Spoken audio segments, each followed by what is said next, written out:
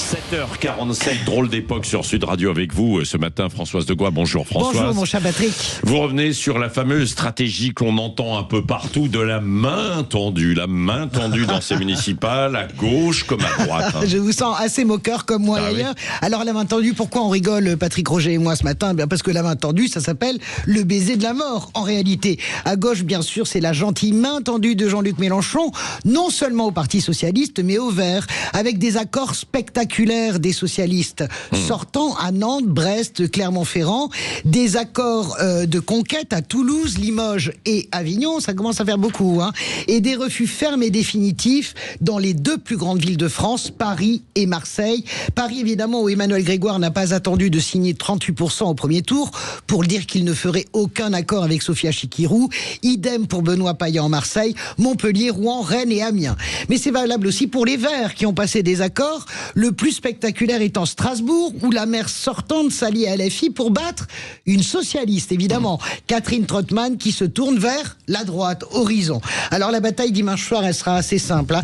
Qui aura eu raison? La direction du Parti Socialiste qui a validé ces accords avec un argument: tous les candidats locaux ne sont pas des clones de Jean-Luc Mélenchon et il n'y a pas de dérive antisémite chez les candidats et les filles avec lesquels nous avons passé des accords, ou bien ceux qui ont refusé pied à pied ces alliances, car on ne mange pas avec le diable, même avec une cuillère à longue queue. Ce sera ça l'histoire dimanche. Et si d'aventure Toulouse était gagnée par François Pigmal, le LFiste, on peut compter sur Jean-Luc Mélenchon pour en faire sa victoire et la démonstration que LFI est bien la force principale de la gauche, Patrick. Tiens, moi j'en profite parce que vous parlez des mains tendues et des échanges. À Creil, je ne sais pas si vous l'avez vu, c'est un divers droite, un candidat divers droite qui finalement a appelé à voter pour LFI. Oui, on est chez... c'est le municipal. Oui. Le RN a aussi tendu la main à la droite. Oui, mais là, il n'y a pas eu beaucoup de preneurs après l'appel assez timide d'ailleurs de Jordan Bardella dimanche soir. En fait, il y a très peu de fusion RN et LR dans les villes très moyennes, à part Reims et Draguignan, Brie-Contre-Aubert, et deux villes de la Réunion, Saint-André et Saint-Paul. C'est maigre et les villes essentielles n'y sont pas. Celles justement que le RN aurait pu gagner en s'alliant avec les LR. Marseille, évidemment, le symbole, et Nîmes. Bruno Retailleau le sait parfaitement, passer des accords avec le RN et gagner avec lui, c'est évidemment poursuivre le processus d'absorption de la droite par l'extrême droite.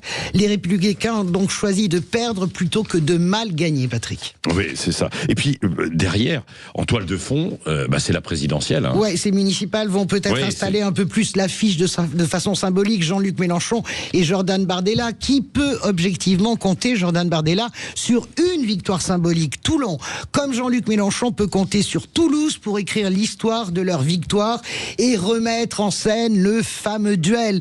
Alors Patrick, écoutez bien chers auditeurs, si on regarde le réel des chiffres en nombre de voix, vous allez tous tomber de l'armoire. Vous avez vu que depuis dimanche on dit Jean-Luc Mélenchon puissant, le RN puissant. Eh ben je vais vous donner les vrais chiffres, puisqu'on les a maintenant. Le bloc central et la droite, c'est 6 millions de voix.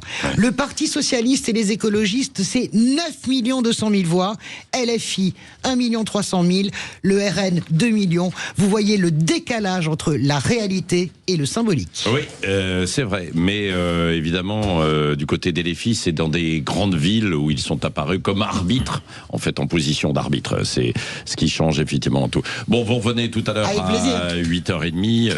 Françoise Degois, 8h30, juste après votre invité politique, Jean-François Aquili, à 8h15. Bonjour Patrick, c'est Arthur Delaporte, le député socialiste du Calvados et porte-parole du PS. Beaucoup de questions les poser dans la foulée de ce qu'évoquait Françoise Degois sur ces fusions qui font débat, y compris dans les rangs socialistes, évidemment. Oui, à tout à l'heure, Jean-François Aquili. Tiens, je vous rappelle aussi que vous pouvez jouer, toujours, si vous voulez gagner le pack connecté Lexon avec des lampes lumineuses, avec des LED magnifiques, ou alors l'enceinte connectée également, cette petite enceinte connectée, eh bien c'est pour vous. Vous envoyez Sud au 7 20 18, vous envoyez Sud au 7 20 18, il y aura tirage au sort.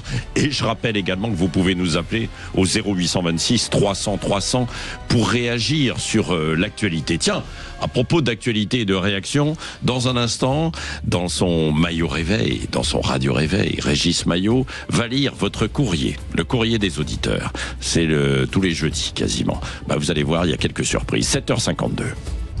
Bon réveil.